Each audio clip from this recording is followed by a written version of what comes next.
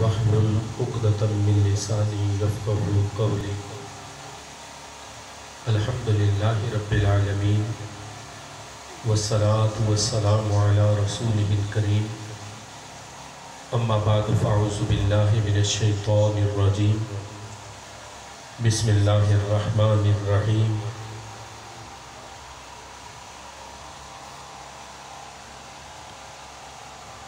ما كان محمد أبا أحد من رجالكم ولكن رسول الله وخاتم النبيين وكان الله بكل شيء عليما.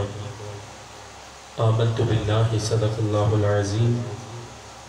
إن الله وملائكته يصلون على النبي يا أيها الذين آمنوا صلوا عليه وسلموا تسليما.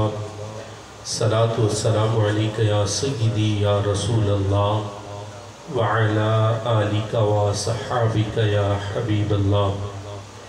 مولاي صل وسلم دائما أبدا على حبيبك خير الخلق كلهم منزه عن شريك في محاسنه فجوهر الحسن فيه غير منقسم. يا أكرم الخلق ما لي من ألوذ به سواك عند حلول الحادث الأعمم. محمد ذكره روح لأنفسنا محمد شكره فرض على الأمم. یا رب صلی وسلم دائما آبادا على حبیبک خیر الخلق کلہم.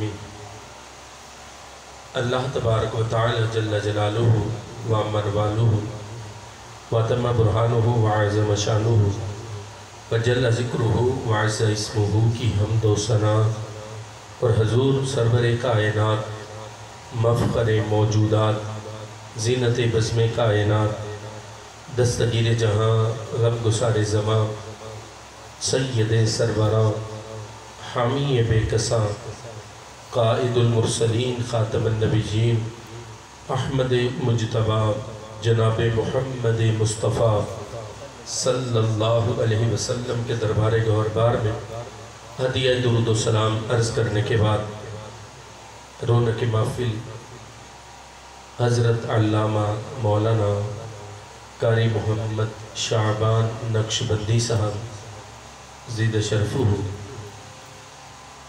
اور زینت آرائے مسند صدارت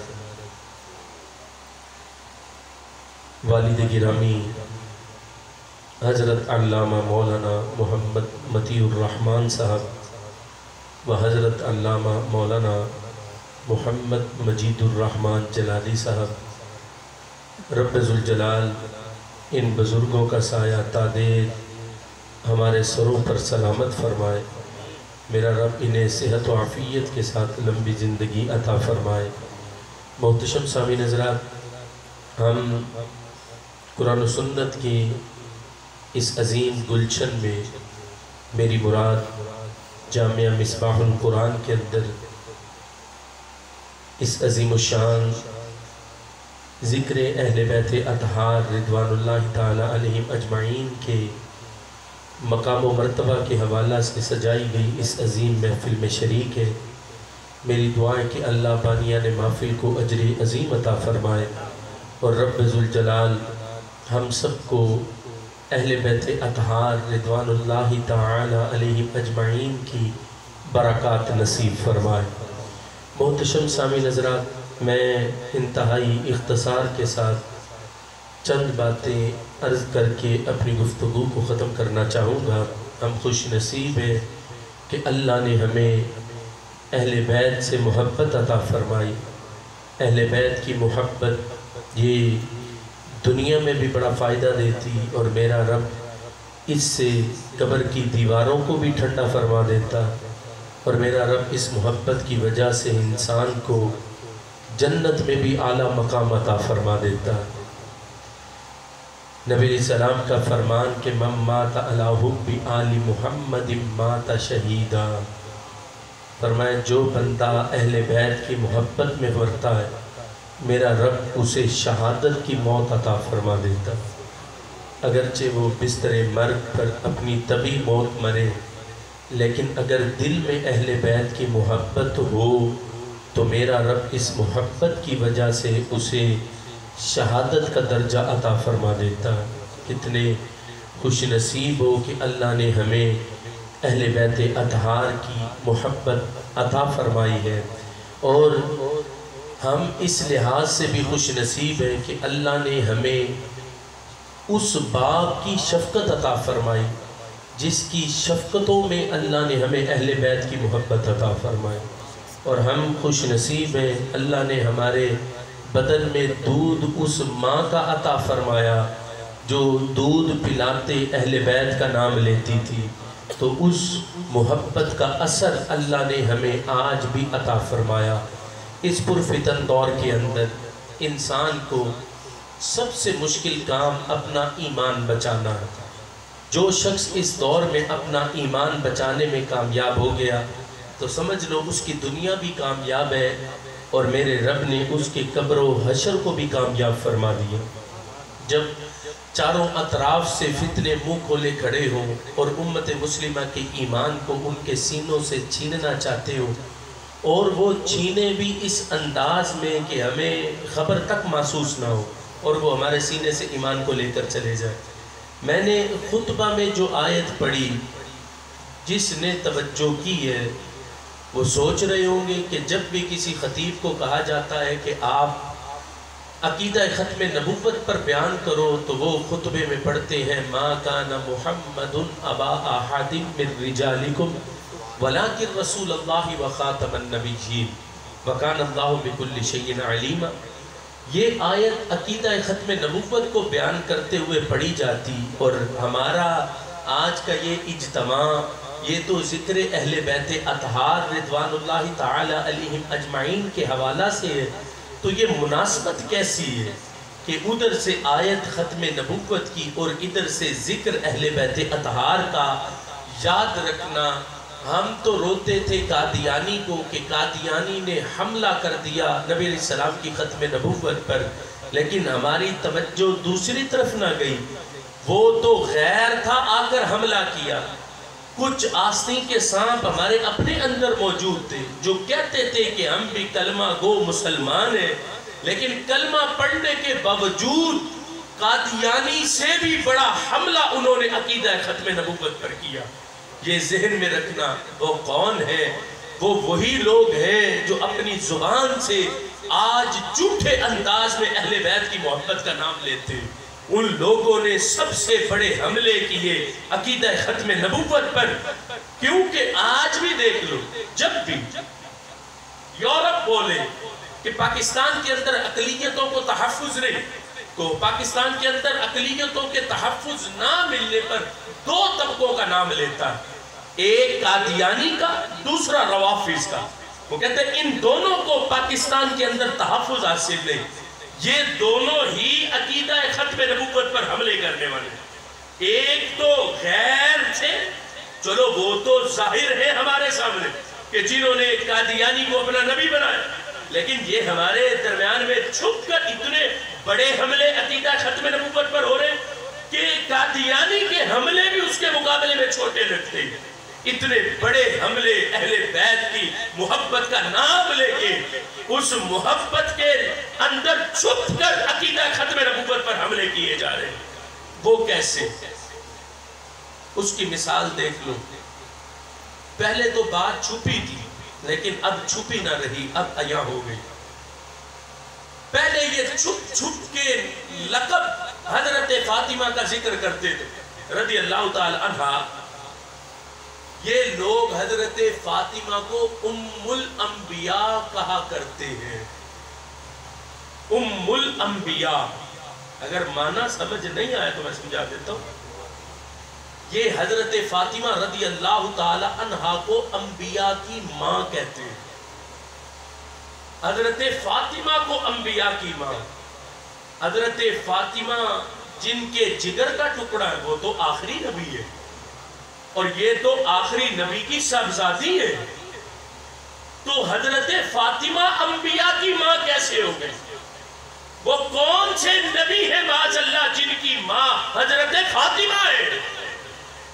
یہ پہلے ان کی چھپی باتیں تھی، لیکن پھر میرے رب کی بارگاہ کی طرف سے کبھی بھی یہ چیزیں چھپتی نہیں ہیں، یہ امت مسلمہ پر عیا ہوتی ہیں اور ہوئی بھی۔ ابھی دیکھو کچھ عرصہ قبل جب سندھ اسمبلی کے اندر ایک ناصر شاہ نامی شخص نے جب قرارداد پیش کی، اس قرارداد کے اندر جو حضرت فاطمہ کا لقب لکھا گیا، وہ اس نے لکھا بھی تھا، اپنی زبان سے پڑھا بھی، کہ حضرت فاطمہ رضی اللہ تعالی عنہ جو ام الانبیاء، انبیاء کی ماں ہے۔ پوری دنیا نے یہ جملہ سنا کہ حضرت فاطمہ کو انبیاء کی ماں کہا گیا۔ ہم تو ایک قادیانی کو روتے تھے کہ وہ نبوت کا دعویٰ کر بیٹھا، یہاں تو ایک نبی نے کئی نبیوں کی ماں حضرت فاطمہ کو کہا جا رہا ہے۔ ایک نبی نے کئی نبیوں کی ماں۔ اب خود سوچو کتنا بڑا حملہ ہے عقیدہ ختم نبوت پر۔ کس کی آڑ میں؟ محبت اہل بیت کی آڑ میں یہ حملہ کیا جا رہا ہے حضرت فاطمہ رضی اللہ تعالی عنہ کی محبت کی آڑ میں، عقیدہ ختم نبوت پر۔ اور رب کے فضل سے ہم دنیا کو سمجھانا چاہتے ہیں، حضرت فاطمہ نبیوں کی ماں نہیں، حضرت فاطمہ کائنات کی ولیوں کی ماں ہے، ولیوں کی ماں ہے، نبیوں کی ماں نہیں۔ لیکن افسوس کہ حملے پر حملے عقیدہ ختم نبوت کے لحاظ سے جو جھگڑا ہے اس وقت خام خیال سوچ کے ساتھ، وہ لوگ جو حب اہل بیت کی آڑ میں اس وقت صحابہ اور عقیدہ ختم نبوت پر حملے کرتے چلے جا رہے ہیں۔ ابھی دیکھو 2 دن قبل جو سکھر کے اندر حضرت عمر رضی اللہ تعالی عنہ کی توہین کی گئی، کیا اس توہین کو تم اہل بیت کی محبت کا نام دیتے ہو؟ کیا اس توہین کو تم سمجھتے ہو کہ یہ ہے حب اہل بیت؟ کہ جہاں ابو بکر و عمر کو گالی دی جائے گا وہی اہل بیت کی محبت ہے، ان کے عقیدوں میں شامل ہے۔ جب ضیاء الحق کے پاس یہ لوگ گئے تھے، انہوں نے کہا تھا ضیاء الحق تو شریعت نافذ کرنے کی باتیں کرتا، ہم تجھے کہتے ہیں فقہ جعفریہ کو نافذ کر۔ ضیاء الحق نے پوچھا یہ تو بتاؤ تمہارے عقیدے کیا ہیں، اپنے عقیدے لکھ کے لو، کن کو میں پاکستان میں رائج کروں، عقیدے لکھو۔ ان عقیدوں میں سے انہوں نے ایک عقیدہ کھلے لفظوں میں لکھا کہ ہمارے عقیدے میں صحابہ پر تبرہ کرنا جائز ہے، صحابہ پر تبرہ ہمارے عقیدے میں جائز ہے۔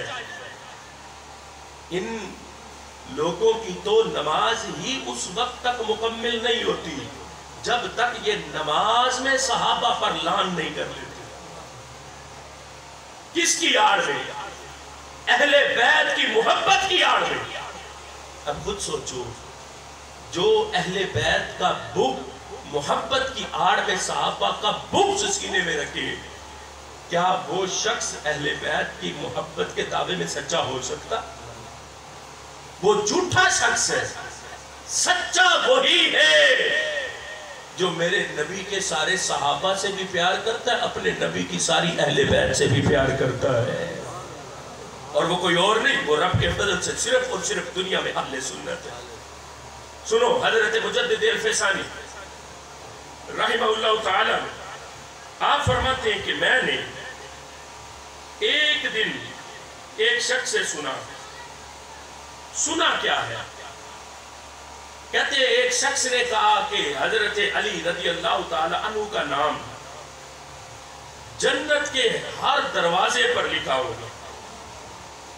کہتے جب میں نے یہ بات سنی کہ حضرت علی کا نام جنت کے ہر دروازے پر لکھا ہوگا، تو کہتے میں سوچ میں پڑ گیا کہ اگر علی کا نام جنت کے ہر دروازے پہ لکھا تو پھر ابو بکر و عمر کا نام کدھر ہوگا؟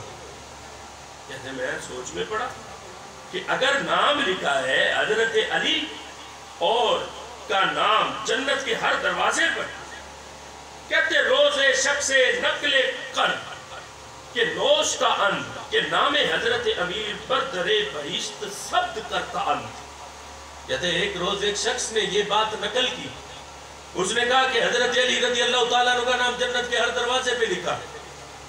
تو حضرت مجدد صاحب کہتے ہیں بخاطر رسید کہ حضرات شیخین را از خصائص آمودنے چے باشد بعد از توجہ تام ظاہر شد. کہتے ہیں میں سوچ میں پڑ گیا اگر علی کا نام جنت کے دروازے پہ لکھا تو ابو بکر اور عمر کدھر ہے؟ تو کہتے ہیں توجہ تام کرنے کے بعد ظاہر ہوا.